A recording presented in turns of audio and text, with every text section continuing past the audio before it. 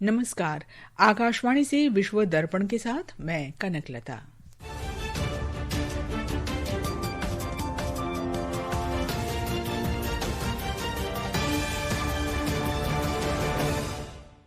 America और Israel गजा संघर्ष समाप्त करने के लिए एक शांति योजना पर सहमत हुए। भारत ने शांति पहल का स्वागत किया। विदेश मंत्री डॉक्टर एस जयशंकर ने न्यूयॉर्क में कनाडा के विदेश मंत्री अनीता आनंद से मुलाकात की। दोनों देशों के बीच संबंधों के पुनर्निर्माण पर बातचीत हुई। कनाडा ने अपराध संहिता के अंतर्गत बिश्नोई गिरोह को आतंकवादी संगठन के रूप में सूचीबद्ध किया। और आईसीसी महिला एक दिवसीय क्रिकेट विश्व कप आज मेजबान भारत तथा श्रीलंका के बीच मुकाबले के साथ शुरू होगा। अब समाचार विस्तार से। अमेरिका के राष्ट्रपति डोनाल्ड ट्रंप और इजरायल के प्रधानमंत्री बेंयामिन नेतन्याहू के बीच हुई बैठक के बाद 2 वर्ष पुराना गजा संघर्ष समाप्त करने के लिए एक शांति योजना जारी की गई है। इस शांति योजना के अंतर्गत गजा एक गैर कट्टरपंथी आतंक मुक्त क्षेत्र होगा और अपने पड़ोसियों के लिए कोई खतरा पैदा नहीं करेगा।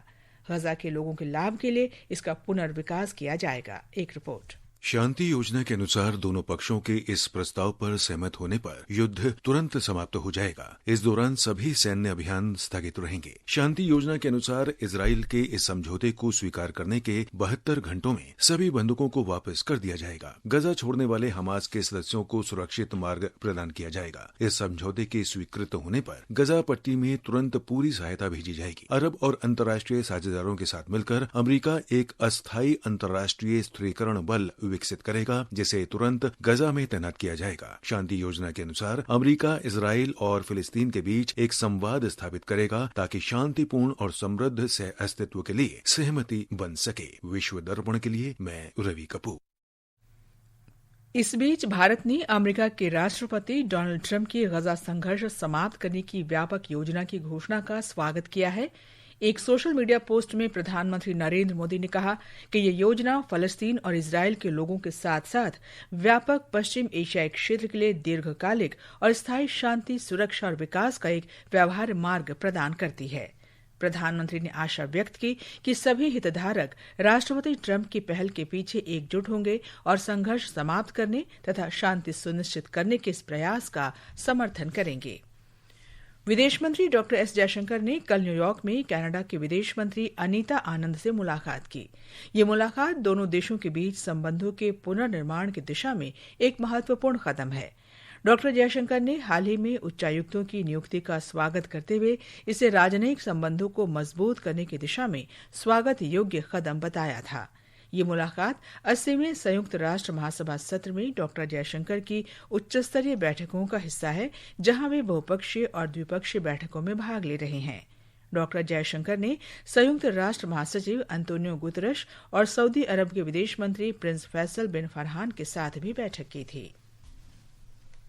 भारत और भूटान 4033 करोड़ रुपए की कुल लागत से सीमा पार 2 रेल संपर्क स्थापित करने पर सहमत हुए हैं। इसमें कोकराझार, गेलेफू और बानरहाट सामतसी परियोजनाएं शामिल हैं। नई दिल्ली में रेल मंत्री अश्विनी वैष्णव ने कहा कि इन रेल परियोजनाओं में पूरा निवेश भारत द्वारा किया जाएगा। भारत भूटान का सबसे बड़ा व्यापारिक साझेदार है। भूटान का अधिकांश व्यापार भारतीय बंदरगाहों के माध्यम से होता है। इसलिए भूटानी अर्थव्यवस्था के विकास के लिए और लोगों के लिए वैश्विक नेटवर्क तक पहुंच के बेहतर तरीके के लिए एक अच्छी और निर्बाध रेलवे कनेक्टिविटी होना बहुत महत्वपूर्ण हो जाता है। इसीलिए यह पूरी परियोजना शुरू की गई है। विदेश सचिव विक्रम मिस्री ने भूटान के विदेश सचिव ओम पेमा चोडेन के साथ विचार विमर्श किया। विदेश मंत्रालय ने कहा कि दोनों पक्षों ने आपसी संबंधों के संपूर्ण आयाम की समीक्षा की और सहयोग के सभी प्रमुख क्षेत्रों में हुई प्रगति पर बातचीत की। इस दौरान भारत और भूटान के बीच रेलवे संपर्क स्थापित करने के लिए एक अंतर सरकारी समझौता ज्ञापन पर हस्ताक्षर किए गए।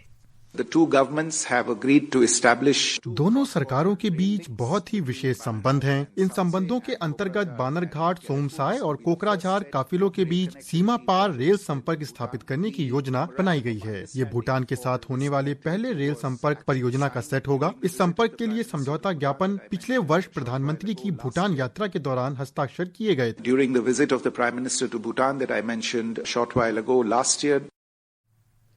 मूडीज रेटिंग्स ने भारत की दीर्घकालिक स्थानीय और विदेशी मुद्रा जारीकर्ता रेटिंग को Baa3 पर बरकरार रखा है। मूडीज ने इस फैसले का आधार भारत की राजकोषीय घाटे में कमी और मजबूत विकास संभावनाओं को बताया है। ये भारत की मजबूत आर्थिक वृद्धि को दर्शाता है। मूडीज ने कहा कि भारत एक सुरक्षित निवेश गंतव्य बना हुआ है। उसका अनुमान है कि अमेरिकी शुल्क और नीतिगत बदलावों का निकट भविष्य में भारत की अर्थव्यवस्था पर सीमित प्रभाव पड़ेगा। विश्व दर्पण समाचार आकाशवाणी से प्रसारित किए जा रहे हैं। ताज़ा समाचार जानने के लिए आप हमारे social media handle X@AIR News Hindi को फॉलो कर सकते हैं। विश्व दर्पण में आपका फिर स्वागत है। कनाडा ने आपराधिक संहिता के अंतर्गत बिश्नोई गिरोह को आतंकी संगठन के रूप में सूचीबद्ध किया है। इसके अनुसार कनाडा में इस समूह की कोई भी संपत्ति जब्त की जा सकती है। कनाडा के जन सुरक्षा मंत्री गैरी आनंद सांगरी ने कहा कि बिश्नोई गिरोह ने विशिष्ट समुदायों को आतंक, हिंसा और धमकी के लिए निशाना बनाया है। वहां की सरकार ने कहा है कि बिश्नोई गिरोह कनाडा में बड़ी संख्या में प्रवासी समुदायों के क्षेत्रों में सक्रिय है। ये गिरोह हत्या, गोलीबारी और आगजनी में शामिल है और जबरन वसूली तथा धमकी के माध्यम से आतंक फैलाता है। भारतीय उच्चायोग ने लंदन के टैविस्टॉक स्क्वायर स्थित महात्मा गांधी की प्रतिमा पर हुई तोड़फोड़ की कड़ी निंदा की है। भारतीय उच्चायोग ने कहा कि उसने स्थानीय अधिकारियों को इसकी सूचना दे दी है और इसके अधिकारी स्मारक को उसकी मूल स्थिति में लाने के लिए घटनास्थल पर मौजूद हैं। मेट्रोपॉलिटन पुलिस और स्थानीय अधिकारियों ने कहा कि वे तोड़फोड़ की जांच कर रहे हैं। इजरायल में भारतीय दूतावास ने हाइफा युद्ध की 107वीं वर्षगांठ के अवसर पर वर्ष 1918 में हाइफा को स्वतंत्र कराने वाले तत्कालीन जोधपुर, मैसूर और हैदराबाद लांसर्स के भारतीय सैनिकों के साहस और वीरता को सम्मानित किया। समारोह में भारत के राजदूत जेपी सिंह, हाइफा के महापौर योना वहाव और अन्य गणमान्य व्यक्ति उपस्थित थे। विदेश मंत्री डॉक्टर एस जयशंकर ने बोत्सवाना स्वतंत्रता दिवस पर वहां की सरकार और लोगों को शुभकामनाएं दी हैं। सोशल मीडिया पर एक पोस्ट में डॉक्टर जयशंकर ने कहा कि भारत दोनों देशों के बीच द्विपक्षीय सहयोग को और मजबूत करने के लिए प्रतिबद्ध है। चक्रवाती तूफान बुआलोई ने वियतनाम में भीषण तबाही मचाई है। इसमें 13 लोगों की मौत हो गई है। वियतनाम के मौसम विभाग के अनुसार 17 लोग लापता हैं और 46 घायल हैं। तूफान बुआलोई कल वियतनाम के उत्तरी मध्य तट से होते हुए गुजरा, जिस दौरान 8 मीटर ऊंची लहरें दर्ज की गई। और अब खेल जगत की खबरों के साथ हैं शक्ति सिंह।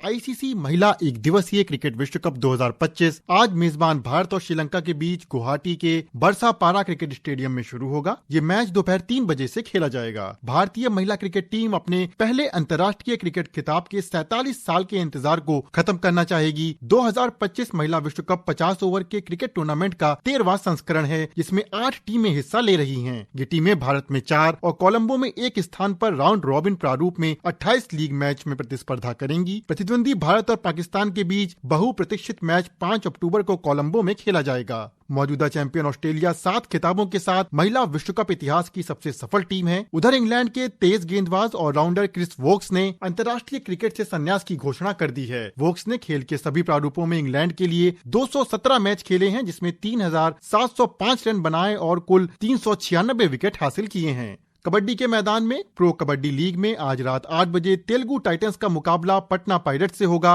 रात 9 बजे बंगाल वॉरियर्स और पुनेरी पल्टन के बीच मैच खेला जाएगा। दोनों मैच चेन्नई के SDAT मल्टीपर्पज इंडोर स्टेडियम में खेले जाएंगे। वहीं कल खेले गए मुकाबलों में दबंग दिल्ली केसी ने हरियाणा स्टीलर्स को 38-37 से हरा दिया। एक अन्य मुकाबले में गुजरात जायंट्स ने यूपी योद्धास को 33-27 से हरा दिया। अंत में मुख्य समाचार एक बार फिर। अमेरिका और इजरायल गजा संघर्ष समाप्त करने के लिए एक शांति योजना पर सहमत हुए। भारत ने शांति पहल का स्वागत किया। विदेश मंत्री डॉक्टर एस जयशंकर ने न्यूयॉर्क में कनाडा के विदेश मंत्री अनीता आनंद से मुलाकात की। दोनों देशों के बीच संबंधों के पुनर्निर्माण पर बातचीत हुई। कनाडा ने अपराध संहिता के अंतर्गत बिश्नोई गिरोह को आतंकवादी संगठन के रूप में सूचीबद्ध किया। और आईसीसी महिला एक दिवसीय क्रिकेट विश्व कप आज मेजबान भारत तथा श्रीलंका के बीच मुकाबले के साथ शुरू होगा।